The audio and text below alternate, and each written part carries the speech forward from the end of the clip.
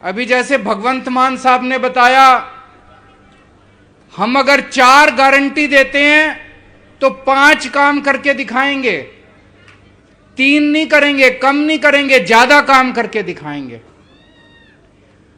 यहां जितने लोग आए हुए हैं, जो जो लोग बदलाव चाहते हैं, जरा हाथ खड़े। कौन कौन बदलाव चाहता है? कौन कौन परिवर्तन चाहता है? सब लोग चाहते हैं। तो मैं आपके लिए खुशखबरी लेके आया हूं। आईबी की एक रिपोर्ट आई है। आईबी मतलब एक खुफिया एजेंसी है सरकार की, केंद्र सरकार की एक बहुत बड़ी खुफिया एजेंसी है, जासूसी एजेंसी। केंद्र सरकार ने गुजरात में उस एजेंसी को भेज के एक सर्वे कराया, जरा पता करके आओ गुजरात में कौन जीत रहा है, किसकी हवा है, किसकी सरकार बन रही है। सरकारी एजेंसी है, हमारी नहीं है। आईबी ने केंद्र सरकार को रिपोर्ट दी है कि आने वाले चुनाव में गुजरात में दिसंबर में आम आदमी पार्टी की सरकार बनने जा रही है। ये मैं नहीं कह रहा, खुफिया एजेंसी की रिपोर्ट कह रही है। लेकिन उस रिपोर्ट में लिखा है कि आम आदमी पार्टी की 94-95 सीट आ रही है, अभी किनारे पे है, बस थोड़ी सी जीत रही है आम आदमी पार्टी, लेकिन 2-3 सीट से जीत रही है। अब आपको जिम्मेदारी लेनी पड़ेगी सबको। 2-3 सीट से नहीं, कम से कम 40-50 सीट से जीत होनी चाहिए कि नहीं होनी चाहिए? होनी चाहिए कि नहीं होनी चाहिए? मेहनत करनी पड़ेगी। जो अभी मान साहब ने भी कहा, ईशुदान भाई ने भी कहा कि 40 दिन रह गए, 50 दिन रह गए चुनाव के। अब थोड़ी सी अगर धक्का मारेंगे, जोर का धक्का मारेंगे, तो पंजाब के और दिल्ली के रिकॉर्ड टूट जाएंगे। गुजरात में इतनी सीट आनी चाहिए। तो अब सरकार तो बनने जा रही है, मेहनत करेंगे कि नहीं करेंगे मेहनत? सरकार तो बनने जा रही है। 1 दिसंबर को सरकार बनेगी आम आदमी पार्टी की। सबसे पहला काम क्या करेंगे? भ्रष्टाचार खत्म करेंगे गुजरात से।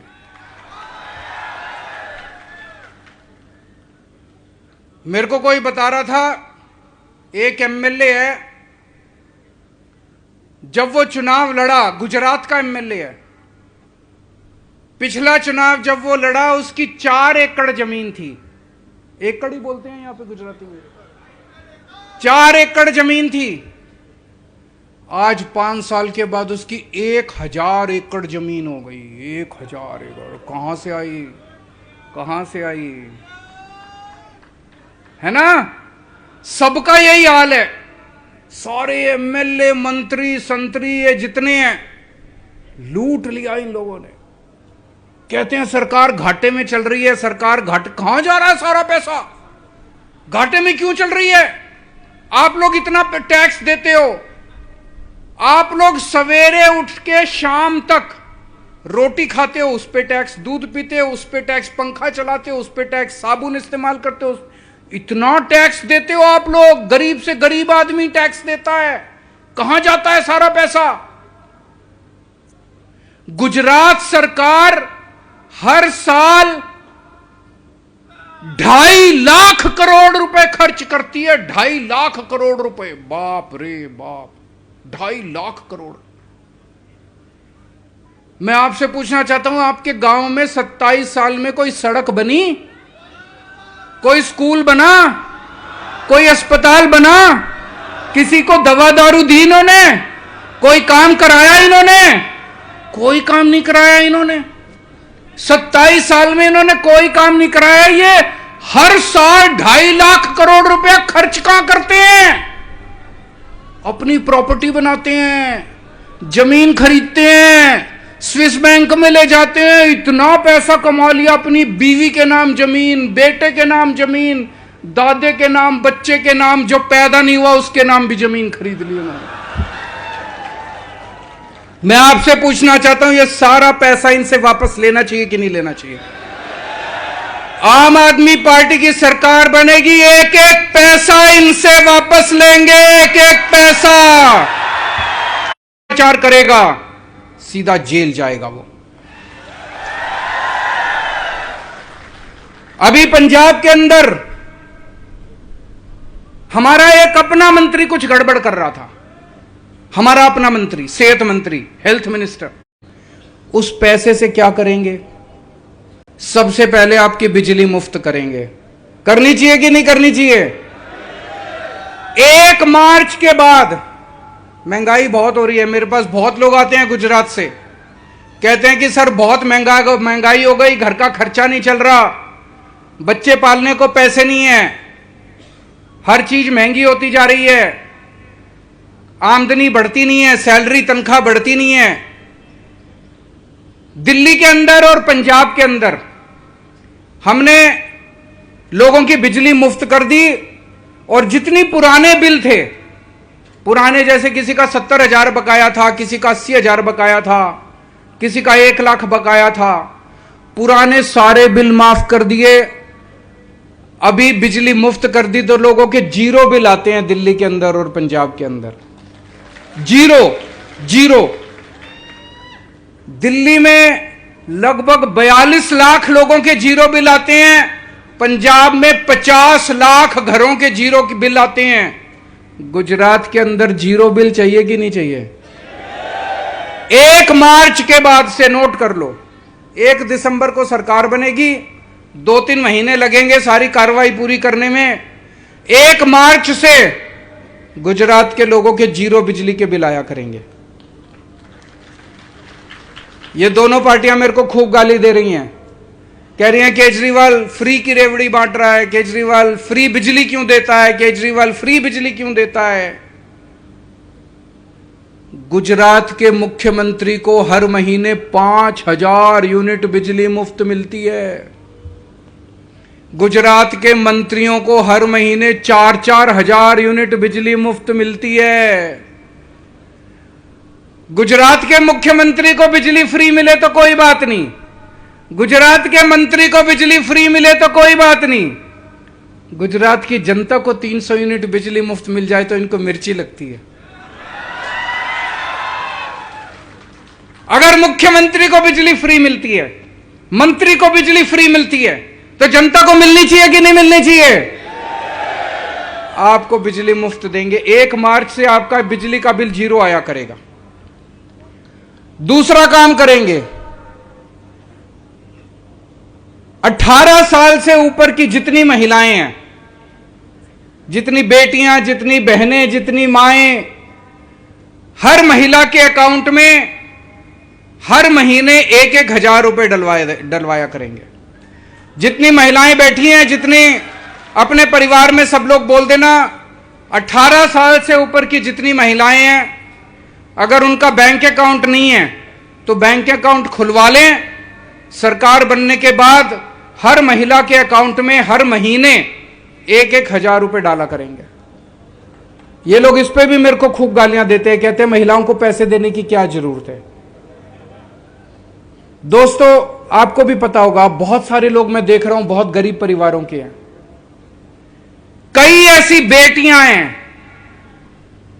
पैसे की कमी के कारण उनकी पढ़ाई छूट जाती है, कॉलेज के पैसे देने के नहीं है पिताजी के पास, बस का किराया देने के लिए नहीं है पिताजी के पास। अगर उस बेटी के जेब में 1000 रुपए जाएंगे तो वो अपनी पढ़ाई पूरी कर लेगी कि नहीं कर लेगी? कितनी ऐसी बहनें हैं, महंगाई की वजह से वो अपने बच्चों को दूध नहीं पिला पाती, वो अपने बच्चों को सब्जी नहीं खिला पाती, वो अपने बच्चों को ठीक से पढ़ा नहीं पाती।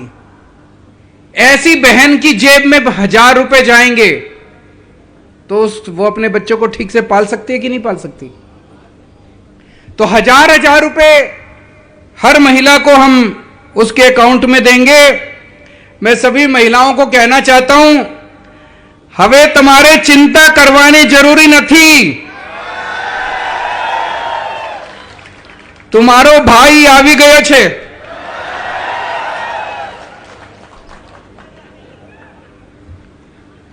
दिल्ली में हमने सरकारी स्कूल बहुत शानदार कर दिए. सरकारी स्कूलों में गरीबों के बच्चे पढ़ते हैं. जिनके पास पैसे नहीं होते वो बच्चे अपने बच्चों को सरकारी स्कूल में भेजता है. पहले दिल्ली के सरकारी स्कूलों की बहुत बुरी हालत थी, जैसे गुजरात के सरकारी स्कूलों की बुरी हालत है. छतें टूटी पड़ी थी, दीवारें टूटी पड़ी थी. सरकारी स्कूलों का बहुत बुरा हाल था पहले. दिल्ली में आज हमने सरकारी स्कूल इतने शानदार बना दिए. अब एक ही डेस्क पे जज का बच्चा, आईएएस अफसर का बच्चा और रिक्शे वाले का बच्चा एक साथ बैठ के पढ़ते हैं. अब मजदूर का बच्चा इंजीनियर बन रहा है, रिक्शे वाले का बच्चा डॉक्टर बन रहा है, किसान का बच्चा वकील बन रहा है. गरीबों के बच्चे अब शानदार नौकरियां मिल रही हैं उन बच्चों को. ऐसे ही तो अपना भारत आगे बढ़ेगा जब अच्छी पढ़ाई बच्चों को मिलेगी, गरीबों के बच्चों को अच्छी पढ़ाई मिलेगी. गुजरात के अंदर भी शिक्षा अच्छी करेंगे. गुजरात के भी सारे सरकारी स्कूल ठीक करेंगे. गुजरात के अंदर खूब सारे नए सरकारी स्कूल खोलने हैं और इतनी अच्छी व्यवस्था कर देंगे. दिल्ली में अब प्राइवेट स्कूलों के बच्चे अपने नाम कटा कटा के सरकारी स्कूल में भर्ती करा रहे हैं. गुजरात में इतने अच्छे कर देंगे स्कूल कि आपको अपने बच्चों को प्राइवेट स्कूल भेजने की जरूरत नहीं है. सरकारी स्कूल भेजेंगे सारे जने. लेकिन अगर फिर भी जो लोग प्राइवेट स्कूल में भेजना चाहें, अभी मेरे को पता चला है प्राइवेट स्कूल वालों ने गुंडागर्दी मचा रखी है. कभी भी फीस बढ़ा देते हैं, ऊट पटांग फीस लेते हैं. ये प्राइवेट स्कूल वालों को ठीक करेंगे. दिल्ली में 7 साल से प्राइवेट स्कूल वालों को हमने मनमानी फीस नहीं बढ़ाने दी.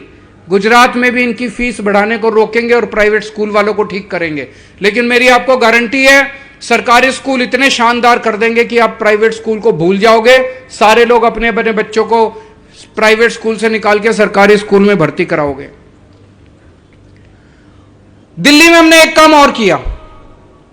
आज अगर अपने घर में कोई बीमार हो जाए और थोड़ी सी बड़ी बीमारी हो जाए, घर के जेवर बिक जाते हैं, घर की जमीन बिक जाती है, सब कुछ बिक जाता है, और फिर भी पता नहीं आदमी बचता है नहीं बचता.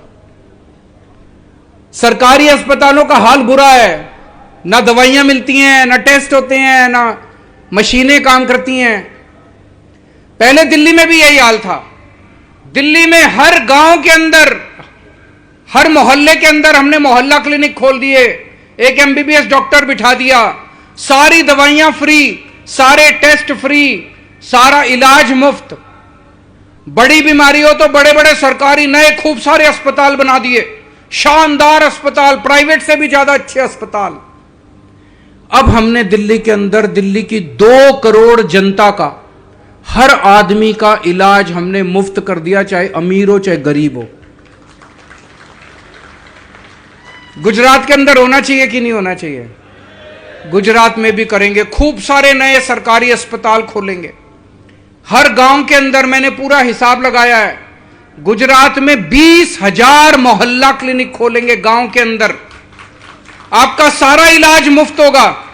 भगवान ना करे आपके घर में कोई बीमार हो, लेकिन अगर आपके घर में कोई बीमार होता है, चिंता मत करना, आपका बेटा आपका इलाज कराएगा.